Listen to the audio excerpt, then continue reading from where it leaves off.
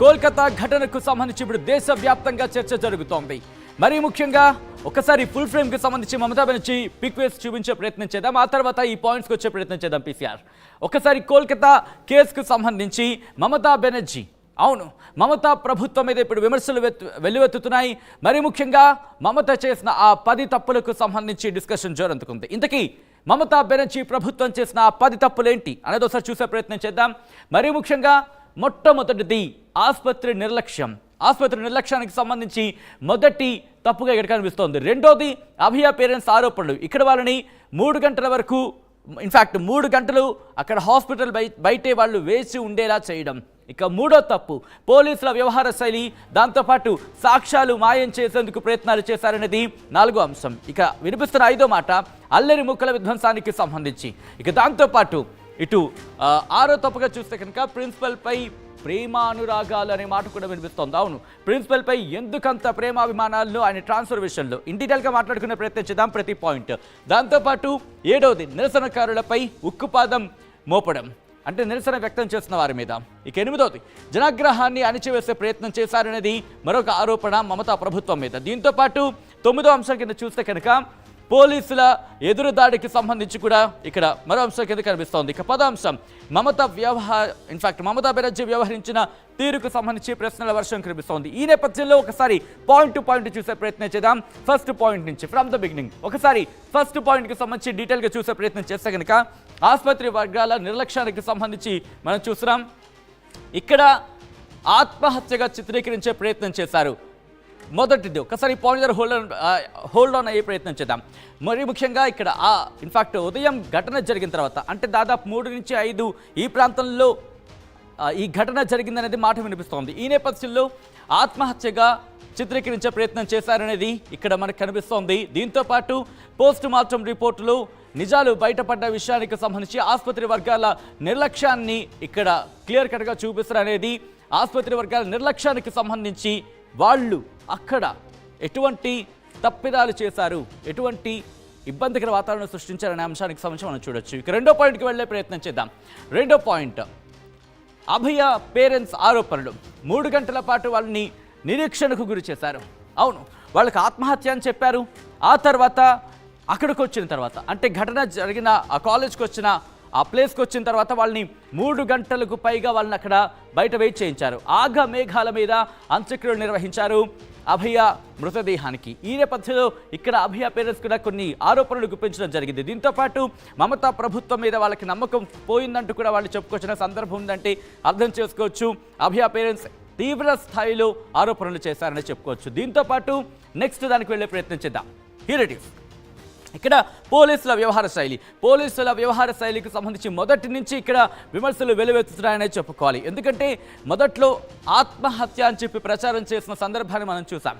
ఆ తర్వాత డైరీతో సహా పలు ఆధారాలను ధ్వంసం చేసే ప్రయత్నాలు జరిగాయి అనే అంశానికి సంబంధించి పెద్ద ఎత్తున డిస్కషన్ జరుగుతుంది. పెద్ద ఎత్తున సోషల్ మీడియాలో చర్చ జరుగుతుందంటే అర్థం చేసుకోవచ్చు. దాంట్లో ఒక పేజీ మాయమైంది అనే అంశానికి సంబంధించి ఆ డిస్కషన్ మనం చూస్తున్నాం. సో ఇలా పోలీసుల వ్యవహార శైలి ఘటన జరిగిన తర్వాత నుంచి ఆత్మహత్యగా అది చెప్పిన, అంటే ఇన్ఫాక్ట్ ఆత్మహత్యగా చిత్రీకరించారన్న మాట వినిపిస్తోంది. దాంతోపాటు ఎఫ్ఐఆర్ ఎందుకు లేటుగా నమోదు చేశారనే అంశానికి సంబంధించి రాత్రి 11 గంటలకు ఎందుకు నమోదు చేశారంటే కూడా సాక్షాత్ సుప్రీంకోర్టు ప్రశ్నించిందంటే అర్థం చేసుకోవచ్చు ఇక్కడ పోలీసుల వ్యవహార శైలి. దాంతోపాటు మరిన్ని ఆరోపణలు కూడా ఉన్నాయి, పెద్ద ఎత్తున ఆరోపణలు ఉన్నాయని చెప్పుకోవాలి. వాటిని ఒక్కొక్కటి మాట్లాడుకునే ప్రయత్నం చేద్దాం. నెక్స్ట్ పాయింట్, ఇక్కడ సాక్ష్యాలు మాయం చేసే ప్రయత్నం చేశారు. సెమినార్ హాల్లో మరామతులు. అవును, సెమినార్ హాల్లో మరామతులు చేయడం ఏంటి? అంత ఆఘమేఘాల మీద, దట్టు అక్కడ ఇన్సిడెంట్ జరిగిన ఆ ప్రాంతానికి సంబంధించి ఎందుకు ఆఘమేఘాల మీద మరమ్మతులు చేయాల్సి వచ్చింది? దీంతోపాటు బాత్రూమ్ గోడ కూల్చివేతకు సంబంధించి కూడా సాక్ష్యాధారాలను మాయం చేయడంలో భాగంగానే బాత్రూమ్ గోడను కూల్చివేశారని మాట వినిపిస్తోంది. దీంతోపాటు నెక్స్ట్ పాయింట్ చూద్దాం. నెక్స్ట్ పాయింట్ సాక్ష్యాలు మాయం చేశారని చూసాం. నెక్స్ట్ పాయింట్కి వెళ్ళే ప్రయత్నం చేద్దాం. ఇక్కడ 5th point please. 5th point మనకి మిస్ అయిందా? 4th పాయింట్కి సంబంధించి మీరు చూస్తున్నారు. ఐ థింక్ ముందు నెక్స్ట్ 5th పాయింట్ కూడా వెళ్ళే ప్రయత్నం చేద్దాం. నెక్స్ట్ దానికి వెళ్దాం. సెమినార్ హాల్కి సంబంధించి చూసే ప్రయత్నం చేద్దాం. మూవ్ ఆన్ ముందుకు వెళ్ళే ప్రయత్నం చేద్దాం. ఇక్కడ 5th పాయింట్కి సంబంధించి 6th పాయింట్కి వెళ్ళే ప్రయత్నం చేద్దాం. బట్ 5th పాయింట్ నేను మీకు వివరించే ప్రయత్నం చేస్తాను.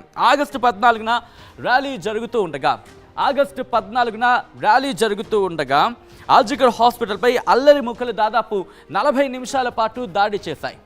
అవును, దాదాపు 40 నిమిషాల పాటు అక్కడ పోలీస్ వ్యవస్థ ఏం చేస్తోంది? ఇన్ఫాక్ట్ సాక్షాత్ హైకోర్టే ఇటు దుమ్మెత్తిపోతుందంటే అర్థం చేసుకోవచ్చు. ఈ మాటను ఎందుకు ఉపయోగిస్తున్నారంటే కనుక బహుశా ఇది కాస్త కఠోరంగా అనిపించవచ్చు, కానీ వాస్తవం. హైకోర్టు ఏమందంటే కనుక ఇంటెలిజెన్స్ ఏం చేస్తుంది అనేది హైకోర్టు ప్రశ్నించింది. అంటే అర్థం చేసుకోవచ్చు అక్కడ పరిస్థితి. దీంతో పాటు 6th పాయింట్ ఒకసారి చూసే ప్రయత్నించేద్దాం. ప్రిన్సిపల్కి సంబంధించి ప్రేమానురాగాలు చూపించారు అంటూ కూడా వ్యంగ్యంగా సోషల్ మీడియాలో చర్చ జరుగుతుందంటే అర్థం చేసుకోవచ్చు అక్కడ ఎటువంటి సినారియో అనేది. ఎందుకంటే సందీప్ ఘోష్ ఆయన అక్కడ ప్రిన్సిపల్ ఆ ఘటన జరిగిన సమయంలో ఆ తర్వాత సందీప్ ఘోష్కి సంబంధించి మమత మద్దతు పలికారు అనేది సోషల్ మీడియాలో పెద్ద ఎత్తున చర్చ జరుగుతోంది. ఆయన రాజీనామాను ఆమోదించకుండా మరో చోటికి అంటే కోల్కతా నేషనల్ మెడికల్ కాలేజ్కి ప్రిన్సిపల్గా బదిలీ చేశారు అనేది. ఇన్ఫాక్ట్ ఇంత ఘటన జరిగిన తర్వాత సస్పెండ్ చేయాల్సింది పోయి ఆయనను ఇన్ఫాక్ట్ ఆర్జికర్ హాస్పిటల్ కన్నా ఉన్నతమైన కళాశాల కోల్కతా నేషనల్ మెడికల్ కాలేజ్కి అక్కడకు ఆయన్ను ప్రిన్సిపల్గా పంపించడం వెనకాల అనుమానాలు కావచ్చు. ఇన్ఫాక్ట్ వ్యతిరేకత వ్యక్తమైంది. వ్యతిరేకత పెళ్ళుబు కిందనే చెప్పుకోవాలి. ఇది ప్రిన్సిపల్కి సంబంధించి. నెక్స్ట్ పాయింట్కి వెళ్ళే ప్రయత్నం చేస్తే కనుక నిరసనకారులపై ఉక్కుపాదం మోపారు. నిరసనకారులను అణిచివేసే ప్రయత్నం చేశారు.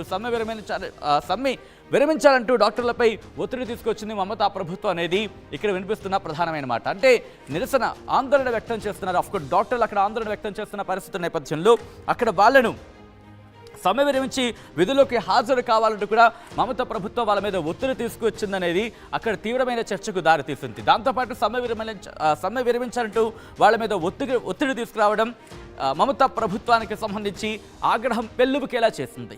దీంతోపాటు నెక్స్ట్ పాయింట్ చూద్దాం. నెక్స్ట్ పాయింట్ జనాగ్రహం కలిగించే చర్యలు.